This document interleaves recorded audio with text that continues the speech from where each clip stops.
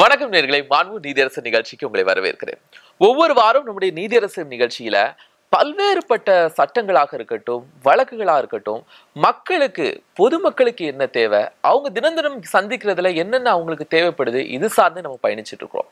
இந்த வாரமும் ஒரு சில ரொம்ப முக்கியமான வழக்குகள் குறித்து நம்மோடு விவாதிப்பதற்காக மூத்த வழக்கறிஞரும் பேராசிரியருமான திரு தியாகராஜன் அவர்கள் வருகை தந்திருக்கிறாங்க. வரவேற்கலாம்.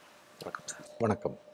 மக்கள் பிரதிநிதிகள், அது சட்டமன்ற உறுப்பினராக இருக்கட்டும், நாடாளுமன்ற உறுப்பினராக இருக்கட்டும், அவங்க மேல வரக்கூடிய வழக்குகளை விசாரிப்பதற்கு ஒரு சிறப்பு நீதிமன்றம் வேண்டும் அப்படின்னு உச்ச நீதிமன்றம் பரிந்துரை செய்தது. இப்ப அது என்ன நிலைமையில இருக்கு சார்? இப்போ உச்சநீதிமன்றத்துக்கு 2017 இது பரிந்துரை செய்யப்பட்டது. அதன்படி சென்ட்ரல் கவர்மெண்ட்டும் மற்ற ஸ்டேட்டுங்களுக்குலாம் ஒரு இன்ஸ்ட்ரக்ஷன் கொடுக்குது. 2018 நம்முடைய தமிழக அரசும் எம்பி எம்எல்ஏங்களை விசாரிப்பதற்காக தனி கோர்ட்டு வேணும் அப்படின்னு சொல்லிட்டு இன்ஸ்டியூட் பண்றாங்க. இதுக்கு விரைவா முடிக்கணுங்கிறதுக்காகவா இல்ல சிறப்பாக முடிக்கணும் அப்படிங்க?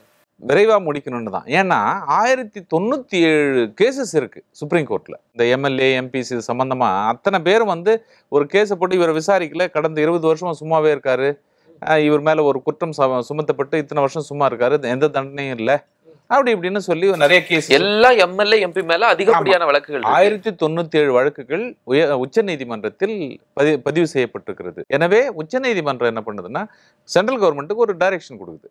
ஏன் இந்த மாதிரி ஒரு ஃபாஸ்ட் ட்ராக் கோர்ட்டு இருக்கக்கூடாது, இவங்களுக்கு மாத்திரம் எக்ஸ்க்ளூசிவா எம்எல்ஏ எம்பி குற்ற செயலில் ஈடுபட்டவர்களுக்கு மேல இருக்கக்கூடிய வழக்குகளை உடனடியாக தீர்வு காணணும் அப்படின்னு சொன்னா தனித்தனியா ஒரு ஸ்டேட் ஒரு கோர்ட் வைக்கணும் அப்படின்னு சொல்லுது. அதற்காக ஏறக்குறைய நவம்பர் மாதம் சொல்லப்பட்டது. அக்டோபர் மாதம் எஸ் நாங்கள் எஸ்டாப்ளிஷ் பண்ணிட்டோம் 2018 சொல்லுது சென்ட்ரல் கவர்மெண்ட். 12 கோர்ட்டை நியமிச்சிருக்கோம். மோஸ்ட்லி ஒரு ஸ்டேட்டு ஒரு வழக்கு மன்றம் இருக்குது, ஒரு கோர்ட் வச்சிருக்கோம் அப்படின்னு சொன்னால கடைசியாக நம்ம ஊர் தான் முதல் நம்பர். கடைசியாக தமிழ்நாடு ஒப்புக்கொண்டு ஒரு ஸ்பெஷல் கோர்ட் ஒன்று வந்து விடுகிறது. அதன் பிறகு அதில் முதலாக வெள்ளிக்கிழமைன்னு நினைக்கிறேன், போன வெள்ளிக்கிழமை 27 தேதியில நினைக்கிறேங்க.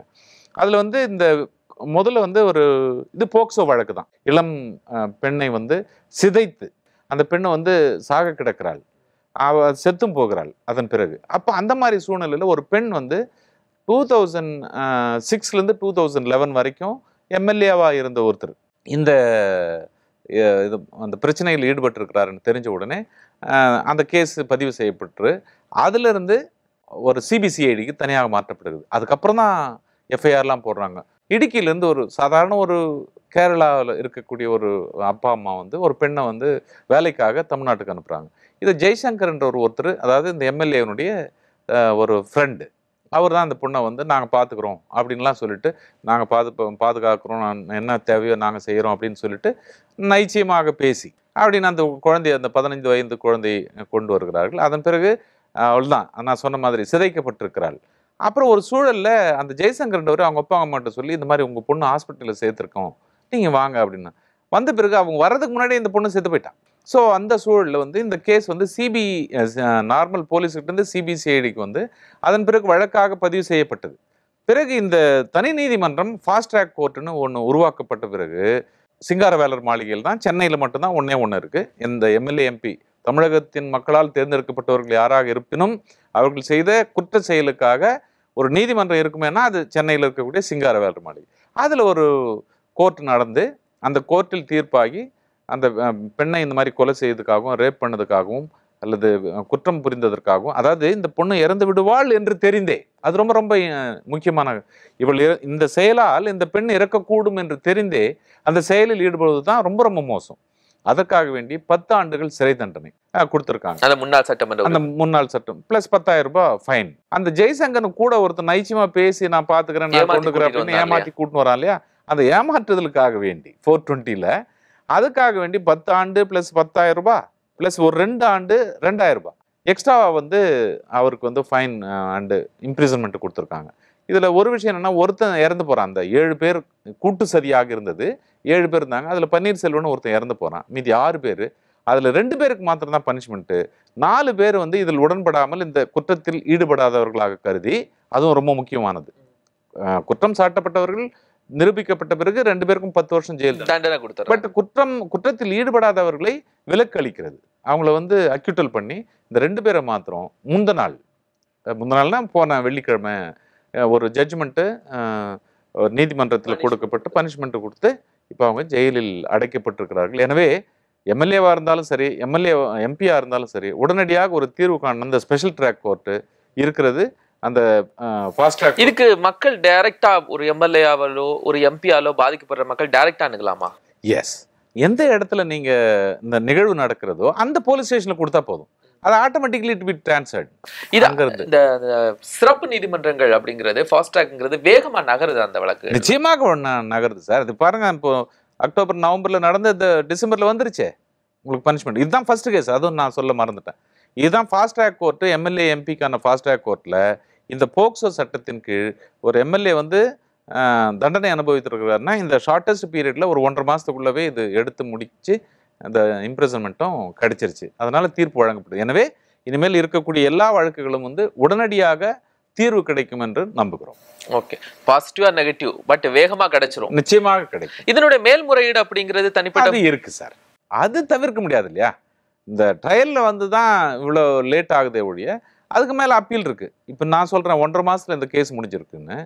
இந்த கேஸை நான் நடைமுறையை தான் நான் சொல்றேன், பயன்படுத்த வேண்டும் என்று சொல்லவில்லை.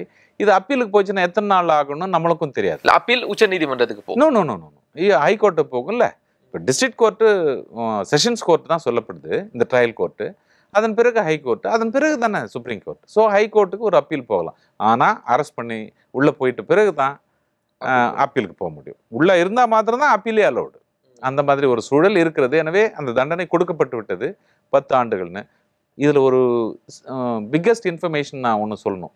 நேற்றைய தேதினா ஒரு வெள்ளிக்கிழமை சனிக்கிழமை சென்ட்ரல் கவர்மெண்ட் வந்து இது வரைக்கும் 10 ஆண்டுகள் தான் கொடுத்துட்டு இருந்தாங்க தண்டனை. இப்போ அப்படி அல்ல, 20 ஆண்டுகள் தண்டனை. போக்சோவுக்கு 20 ஆண்டுகள். ஏன்னா நிறைய குற்றங்கள் ஏற்பட்டது. நீங்க பாருங்களேன், டெல்லியில் அல்லது வேற வட மாநிலங்கள்ல நிறைய இருக்கு. அதெல்லாம் வந்து 10 ஆண்டுகள் இருந்த தண்டனையை அதிகப்படுத்தி 20 ஆண்டுகள் அல்லது லைஃப் ஃபுல்லாவே அல்லது தூக்கு தண்டனை 3 விதமாக கொடுக்கப்பட்டிருக்குது. இந்த அமெண்ட்மெண்ட் வந்து முந்தினால தான் வந்து கேபினெட்ல கொடுக்கப்பட்டிருக்கிறது. ஓகே சொல்லியிருக்காங்க. இந்த தண்டனை வந்து இந்த அமெண்ட்மெண்ட் வந்துருச்சுன்னா தண்டனை பெருகுகிறது, அப்படியே டபுள். 10 வருஷத்துலேருந்து 20 வருஷம் அல்லது லைஃப் அல்லது தூக்கு தண்டனை, எப்படி ஒன்னாலும் இருக்கலாம். நிச்சயமா சார், ஒரு வரவேற்கத்தக்க ஒரு விஷயம். ஏன்னா ஒவ்வொரு சட்டமன்ற உறுப்பினர்களுடைய லிஸ்ட்டும் வந்த உடனே அங்க சொல்றது இவங்கள வேறு குற்றப்பின்னணியில இருக்கிறாங்க அப்படிங்கிற லிஸ்ட் தான். இந்த நீதிமன்றங்களுக்கு பிறகு அது மிக அளவுல குறையும் அப்படிங்கிற ஒரு நம்பிக்கை இருக்கு. பொதுமக்களுக்கும் கூட இந்த அவேர்னஸ் வந்து நிச்சயமாக தேவை. இந்த 10 ஆண்டுகள் 20 ஆண்டுகள் குழந்தைகள் வந்து இவ்வளவு கொடூரமாக கொல்லப்படுகிறார்கள் ஆஃப்டர் ரேப் அப்படின்றது வந்து தவிர்க்க அதிகாரத்தை கையில வச்சுட்டு தவறாக அவங்க பயன்படுத்துறது அப்படின்றது உண்மையும் கூட.